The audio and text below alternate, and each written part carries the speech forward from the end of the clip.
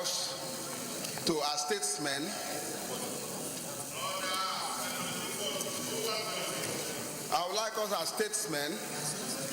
consider this issue of Rivers State as something that's affecting the entire Federation of Nigeria.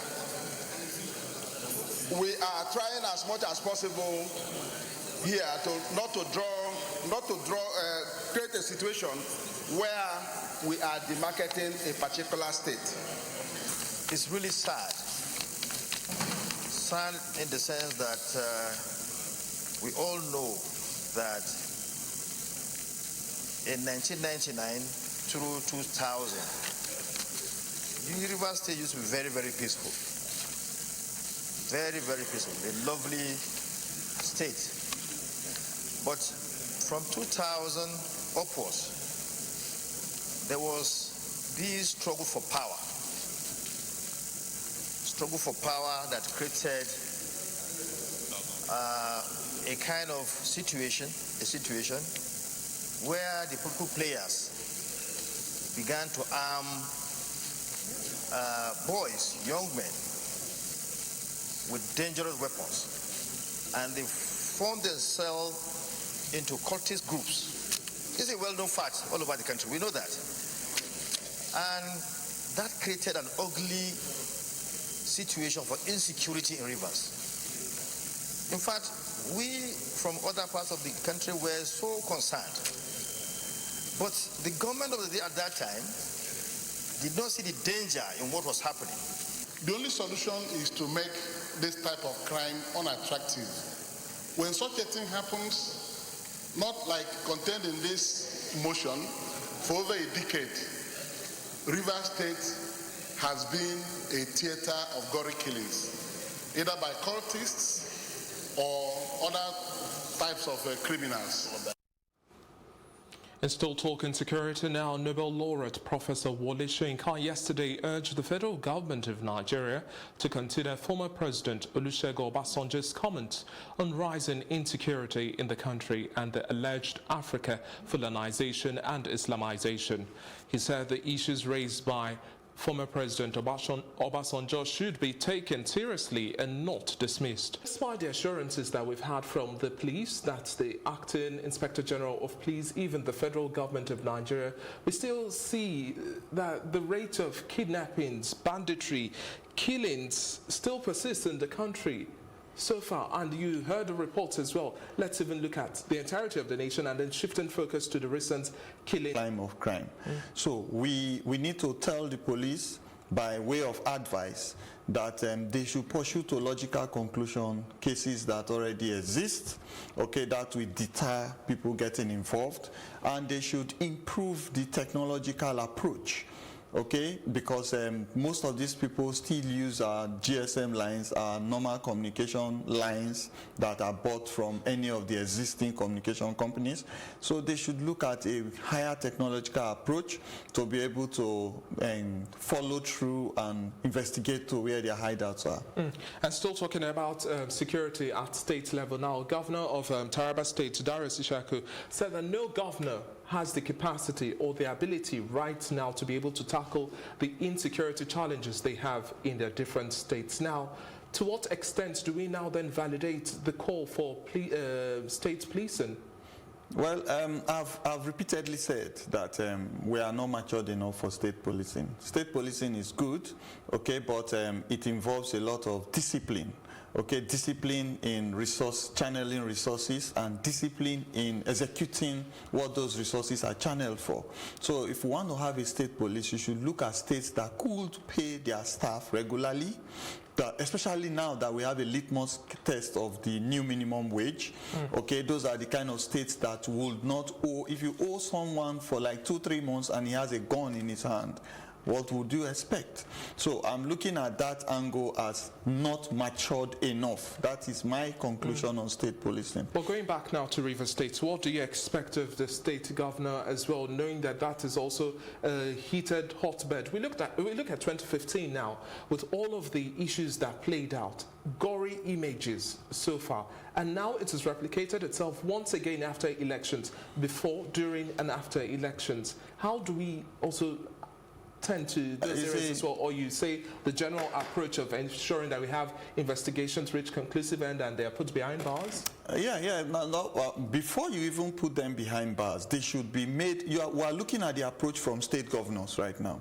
Governors should go back and look at this. They should also look at mentoring. There are a lot of times where we have scholarships in those days for people that wanted to go to school. There were free schools where you go to school in a conducive environment, not the ramshackle that we have now. Once you can hook education, it becomes an option for me that wants to commit crime. Then while I'm in school, what am I reading for? When I pass out from school, am I getting a job? Okay, those that are before me, are they working? Or I have an idea, I want to exploit creativity. Would I be recognized? So governors should begin to look at that because they have lost the interest of the people. They have lost the respect of the people. So that's why the result to crime That seems is much why more that- yeah, attractive. yeah. Okay, now let's also take a holistic look at former President Olusegun Obasanjo's comments just a few days ago, and that has generated a whole lot of reactions, so to speak. And he touched on the fact that the crux of the matter so far with Nigeria is the fact that every security challenge that we've had so far, because we didn't nip it in the bud, it's then becomes a bigger uncontrollable menace, making reference to Boko Haram, the Islamization and Fulanization agenda now. Where do you stand with his own comment as well? Some have argued for and against. Okay, I would like to follow the part of Wole Soyinka. You see, Wole Soyinka said, don't look at the way it is said, but look at the content of what is said. Okay? Everybody generally understands that there is a security challenge going on right now. But if we want to say Islamize, I have a question. Okay, do we have Christians in the body of the legislature? Do we have Christians in the body of the Senate? Do we have Christians in the presidency? Now, if we do, what are their roles there while we are being Islamized? So I don't go into that at all. Let us go into the part of where he said we don't nip security challenges at the board, they now grow hydra-headed. Now, politics has grown to perfection where we now believe narratives that these failings of government are the possibilities of another person taking over those failings. So what happened over time? Politicians started to create problems in the clogging the wheels of another political party in power. It's not PDP, it's not APC, it's not this. It's over time. So they come to fuel insurgency, they try to fuel criminal activities, they try to fuel uprisings of the people just to destabilize the government and bring in their own narrative of peace, of stability, and begin to take over power. But they can't get it right. Why? The people already tasted blood. Once people taste blood, they are hungry for more. So I think what we need to do right now is to disabuse our minds from believing that a politician needs to champion security because he wants to come into power, roads because he wants to come into power. It is our right. We pay tax for those things. But how do we then now dissociate ourselves from the ethnic lines and whatnot? Because if you look at the divides that we're already separated on, and then you look at the operations of Boko Haram, you look at those who are still in their captivity and a whole lot more, there is an agenda there. Some say this conspiracy should truly be looked at, and others have also said, well, the president has not necessarily giving due attention to our security challenges, especially in his assessment, dealings and engagement with all of the heads of security operatives. Really now, this is another term. What do you expect of the president in terms of activities with the army, the police and other security apparatus moving forward so that we don't go back having these same conversations? Sure. It's been 4 years past, we all have our reservations and the successes so far, but there are still so many more challenges.